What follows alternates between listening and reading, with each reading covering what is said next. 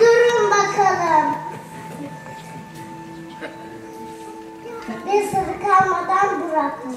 Bir dakika. Senin aşıların tam mı? Lastik durduk yere. Peki sizin sigortanız var mı? Ben sizi sunmam o zaman. Neden? Bu zamanda sigortası olmayanlarla uğraşılır mı?